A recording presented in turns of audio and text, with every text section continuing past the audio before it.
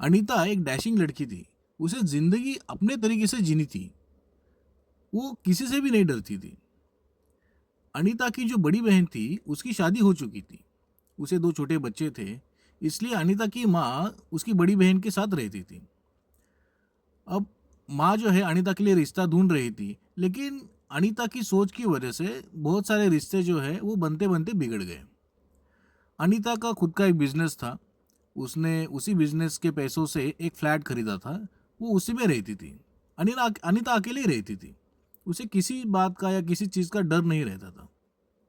अब बस उसकी माँ को उसकी शादी की चिंता सता रही थी। अनीता जिस फ्लैट में रहती थी, उसी फ्लोर पे और एक फ्लैट किराए पे दिया गया था। वहाँ हाल ही में एक कपल शिफ्ट हुआ था। एक दिन अनीता शाम को टीवी देख रही थी, तो उसने सुना कि बाहर कुछ आवाज़ आ रही है। शायद किसी के रोने की आवाज़ आ रही है।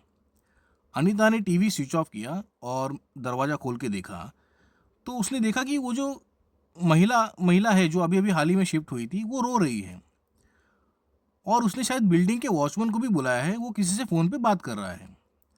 अनीता तुरंत उनके पास चली गई और उसने पूछा क्या हुआ?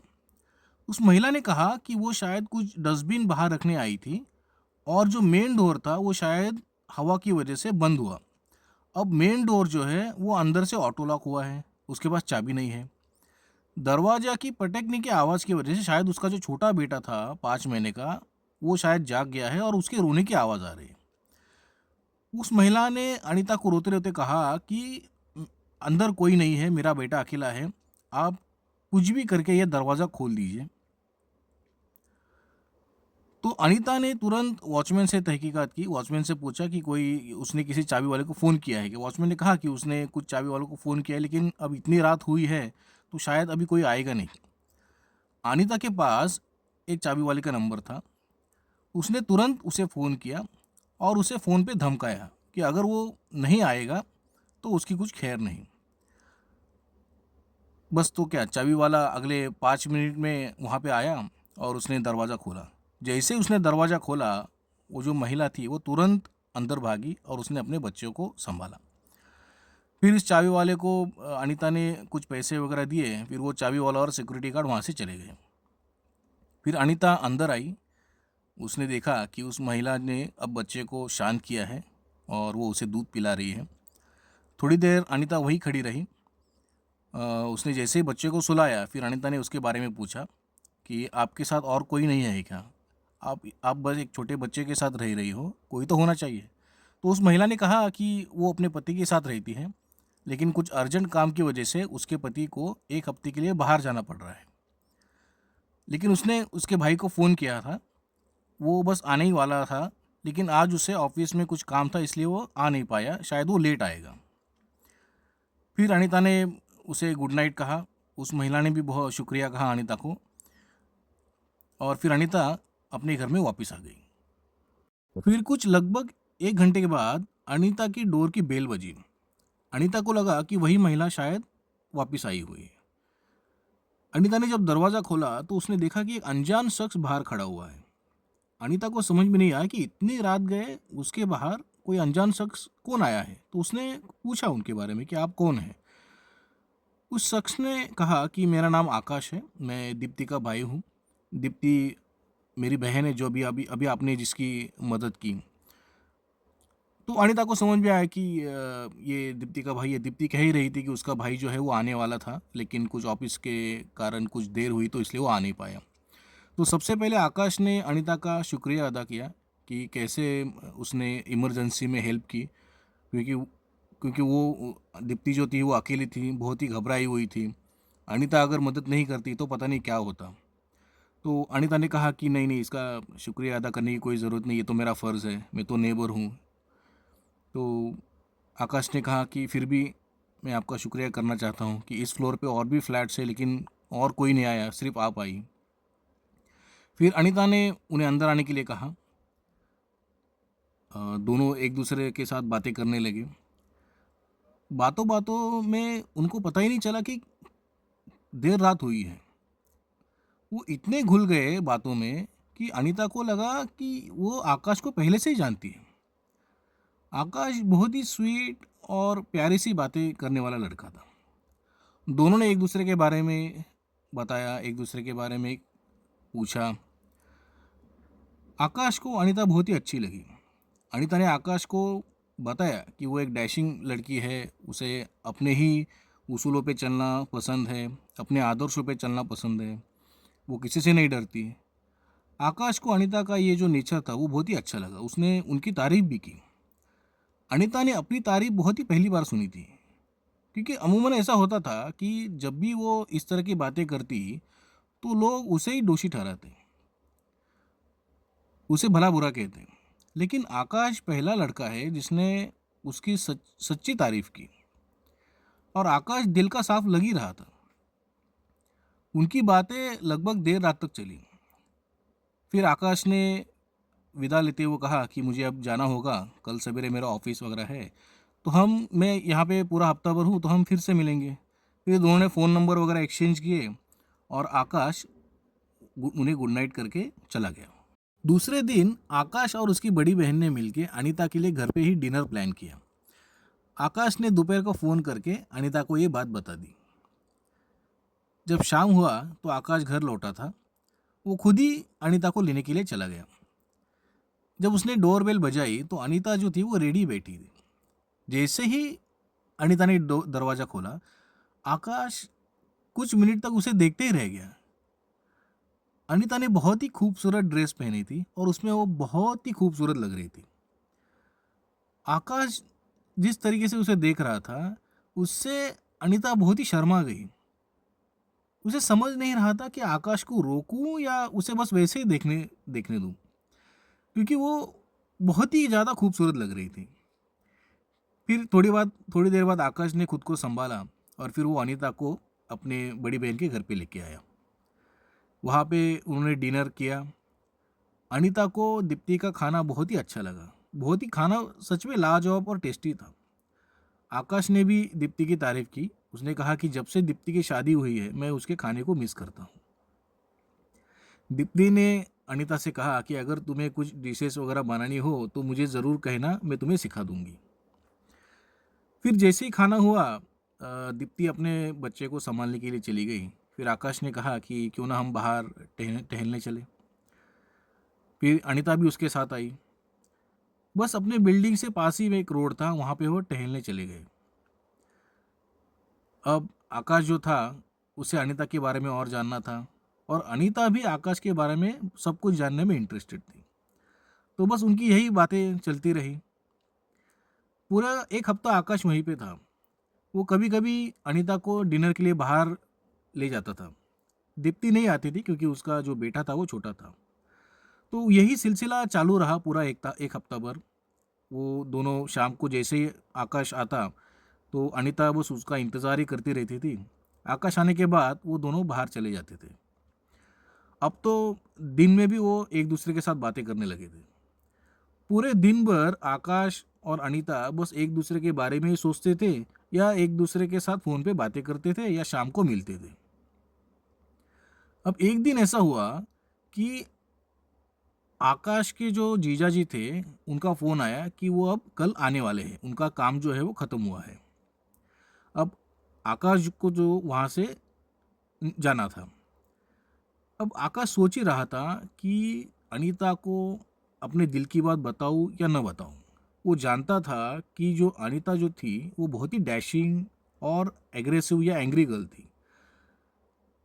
अगर अनीता के मन में उसके बारे में ये ख्याल नहीं है तो शायद उसे बहुत ही बुरा लगेगा, और अगर अनीता को बुरा लगा या अनीता ने मना किया तो आकाश को भी बहुत बुरा लगेगा। अब उसी वक्त ऐसा हुआ कि आकाश के ऑफिस के कुछ काम की वजह से उसे कुछ 3 या 4 दिन बाहर जाना पड़ रहा था, और वो भी उस एरिया में जहाँ पे रिमोट एरिया था, जहाँ पे कुछ फ़ोन कॉल या ऐसा कुछ नहीं लगने वाला था। तो आकाश ने सोचा कि ये 4 दिन वो अनीता से दूर रहें और उसके बाद आके उससे मुलाकात की जाए और फिर उसे अपने दिल की बात बताई जाए। तो ऐसे ही हुआ, आकाश वहाँ से चुपचाप चला गया। उसने अनीता से कुछ भी नहीं कहा। रोज की तरह अनीता आकाश का शाम को इंतजार कर रही थी, लेकिन बहुत देर हुआ आकाश उसके घर पे आया ही नहीं। तो अनीता खुद दीप्ति के घर चली गई। उसने दीप्ति के घर की बेल बजाई। जैसे ही दीप्ति बाहर आई, उसने तुरंत पहले आकाश के बारे में पूछा। दीप्ति ने अनीता से कहा कि आकाश यहाँ से चला गया है क्योंकि अब उसके पति जो है वो आने वाले हैं। फिर तभी दीप्ति का जो छोटा बेटा था, उसके रोने की आवाज़ आई। तो दीप्ति तुरंत अंदर भाग गई। अनीता ये सुन के चौंक गई कि आकाश यहाँ से चला गया, लेकिन उसे बताया क्यों नहीं। फिर वो अपने घर पे आई और उसने पहले अपना फ़ोन वगैरह चेक किया। देखा कि कोई मैसेज या कॉल कुछ भी नहीं था।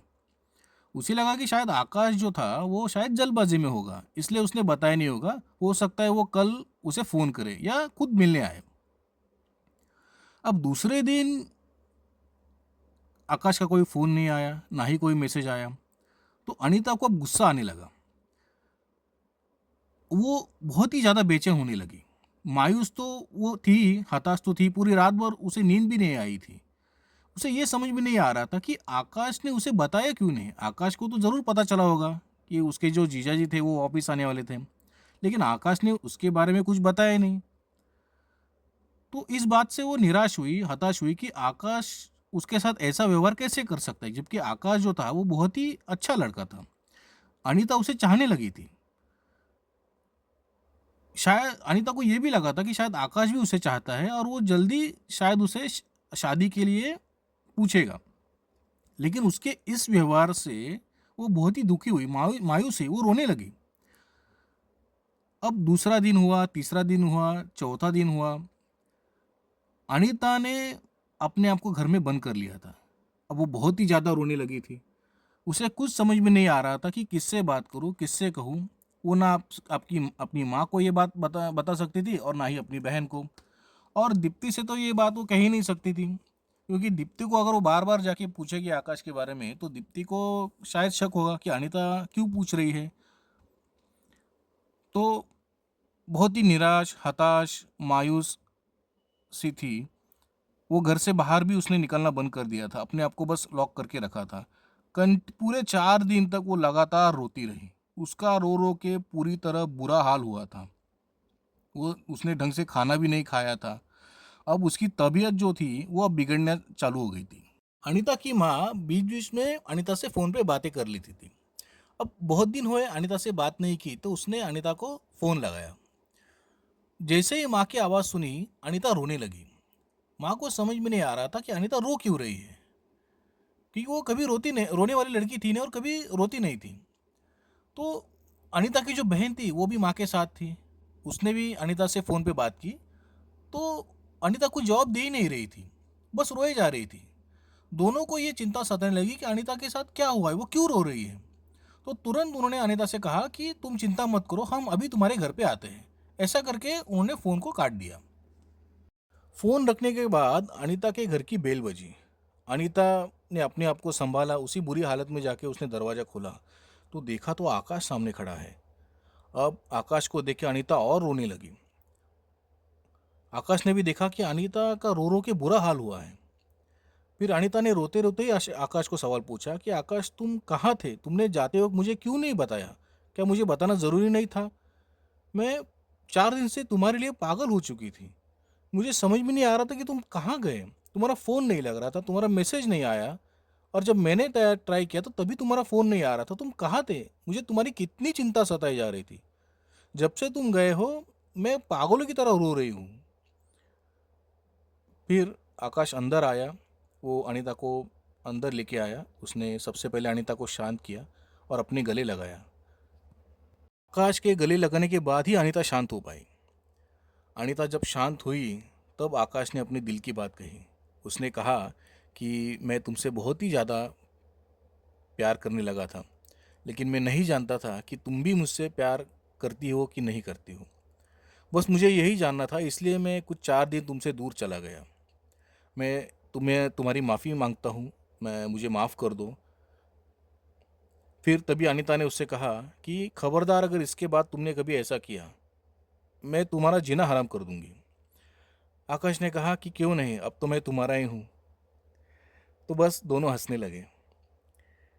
फिर थोड़ी देर बाद अनीता की जो माँ है और उसकी जो बहन थी वो भागते हुए घर पे आई। घर का दरवाजा था जो था वो खुला ही था।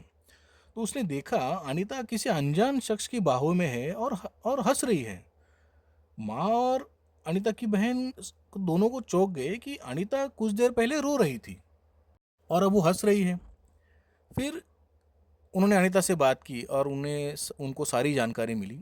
अनीता ने बताया कि वो कैसे आकाश से मिली और अब उससे प्यार करती है और वो दोनों शादी करना चाहते हैं। तो बस क्या, माँ और अनीता की बहन दोनों खुश हुए, क्योंकि माँ तो बहुत दिनों से अनीता के लिए रिश्ता ढूंढ रही थी। उसे शायद ऐसा लग रहा था कि अब उसकी बेटी की शादी होगी या नहीं होगी। वो बहुत ही खुश हुई, उसने आकाश को भी गले लगाया। और फिर अनीता की बहन के जो छोटे बच्चे थे वो घर पे अकेले ही थे, इसलिए अनीता की माँ और उनकी बहन जो है वो वहाँ से चली गई।